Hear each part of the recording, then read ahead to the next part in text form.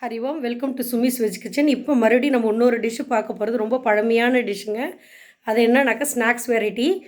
நம்ம எப்பயுமே அந்த இதில் கிரேவி இது மாதிரி பார்த்துட்டு இப்போ வந்து நம்ம ஒரு ஸ்நாக்ஸ் வெரைட்டி பார்க்க போகிறோம். அதுவும் பார்த்தீங்கன்னாக்கா அது சொன்னால் கூட நிறைய பேருக்கு தெரியறதில்ல. அது அவங்களே சொல்லுவாங்க. அது என்ன சீக்ரெட்டான ஸ்நாக்ஸ்னு இப்போ பார்த்துடலாங்க. இது வந்துங்க பால் கைமுறுக்குன்னு இதுக்கு பெயருங்க. 4 டம்ளர் பச்சரிசி, 1 டம்ளர் பொட்டுக்கடலை வறுக்கடலை மாவு ரன் பண்ணி அது 1 டம்ளர் எடுத்துக்கோங்கணுங்க. இதுக்கு தேவையான அளவு உப்பு, ஒரு நெய் சட்னி கரண்டி அளவுக்கு நெய் எடுத்துக்கோணுங்க. இது நெய், உப்பு, பால் அதுக்கு பிசைகிறதுக்கு தண்ணி விடாமல் பாலே விட்டு பிசையணுங்க. அந்த பால் பிடிக்கிற அளவுக்கு இந்த பாலையும் போட்டு நல்லா பேஷனில் நல்லா தேய்ச்சிட்டு மாவு கலந்து போட்டு நல்லா கெட்டியாக பிசைஞ்சிட்டு கையிலே பொறுக்க பின்னிட்டு எண்ணெயில் பொரிக்கணுங்க.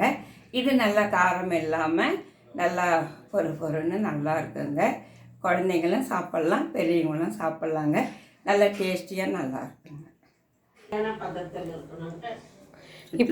இப்போ பாருங்கள், அளவு சொல்ல போகிறாங்க. இதுதான் முக்கியம். எந்த அளவு அதில் எடுத்துக்கோங்க. இந்த டம்ளரில் 4 அரிசி மாவு போட்டிருக்கேங்க, 1 டம்ளர் பொட்டுக்கடலை மாவு போட்டிருக்கேங்க, நெய் ஒரு சட்னி கரண்டி அளவுக்குங்க, உப்பு தேவையான அளவு. இதை ஒரு பாத்திரத்தில் நெய் உப்பு போட்டு நல்லா தேய்ச்சி பால் போட்டு தேய்ச்சி பால் இன்னொரு டம்ளர் பிடிக்குங்க போட்டு அதையும் நல்லா தேய்ச்சிட்டு மாவு போட்டு நல்லா கெட்டியாக பிசைஞ்சு செய்யணுங்க. இதுக்கு பேர் பால் கைமுறுக்குன்னு பேருங்க. சரி, இப்போ நீங்கள் பிசைஞ்சு காட்டுங்க, எந்த பதம்னு காமிங்க. இப்போ பாருங்கள், அவங்க பேஷனில் போட்டு அதை எந்த பதத்துக்கு கொண்டு வர போகிறாங்க. ஃபஸ்ட்டு உப்பு சேர்த்துட்டாங்க. அடுத்தது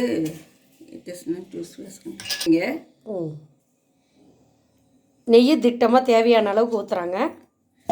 போட்டு நல்லா அது கொஞ்சம் கொஞ்சமாக ஊற்றி அப்படியே பிசறணும். உப்பு கரையிற அளவுக்கு நல்லா தேய்க்கணுங்க.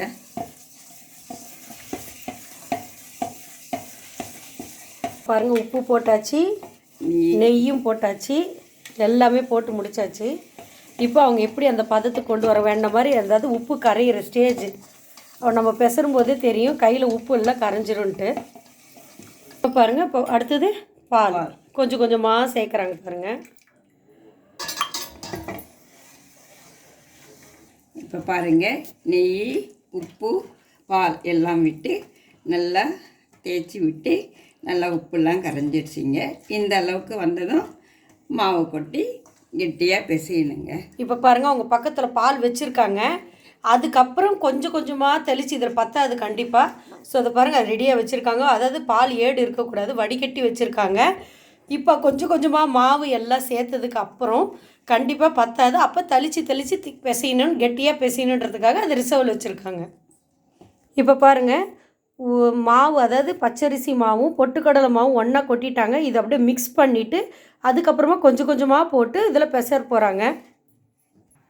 இப்போ பாருங்கள், பொட்டுக்கடலை மாவும் பச்சரிசி மாவும் கலந்தாச்சு. இப்போ எப்படி கொஞ்சம் கொஞ்சமாக சேர்க்க போகிறீங்களா? கொஞ்சம் கொஞ்சமாக சேர்த்து கெட்டியமாக பிசையணுங்க.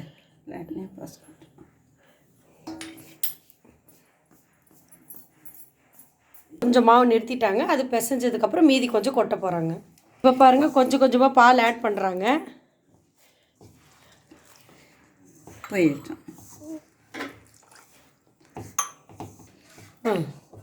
இப்போ பாருங்கள், பால் பத்தலை, இன்னும் கொஞ்சம் போட்டு பிசைகிறீங்க. மாவு நைஸாக இருந்தால் பால் கம்மியாக பிடிக்குங்க. இது கொஞ்சம் சன்ன குருணையாக இருக்கிறதுனால பால் கொஞ்சம் அதிகமாக பிடிக்குதுங்க. இதை பாருங்கள், போட்டு பிசைகிறேன் பாருங்கள். இப்போ பாருங்கள், இந்த மாதிரி நம்ம அது அல்லலுன்னு சொல்லுவாங்க, நம்ம எப்படி கை முறுக்கு செய்யணுன்றது இப்போ பாருங்கள். இது இப்போ மாவு எடுத்துக்கிட்டேன் நான். பாருங்கள், கொஞ்சமாக இது எப்படி செய்யணுன்றது பாருங்கள். இது மாதிரி வச்சிடணும். இதை பாருங்கள், நல்லா அப்படி பிடிச்சி அப்படி முறுக்கணும்.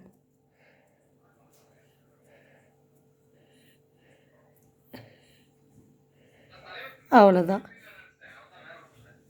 நம்ம இப்போ பாருங்கள், இன்னொன்று செஞ்சு காட்டுறேன் நான்.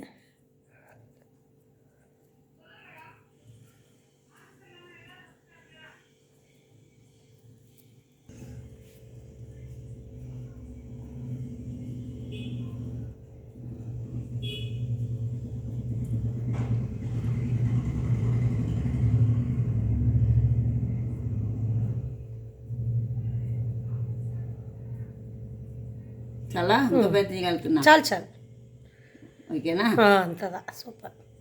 பாருங்கள் இந்த மாதிரி இப்போ நம்ம வந்து சக்கிலம்னு சொல்லுவாங்க தெலுங்கில். இப்போ அது மாதிரி நம்ம இப்போ எல்லாமே செஞ்சு ஒரு 10 முறுக்கு செஞ்சு எடுக்கலாங்க.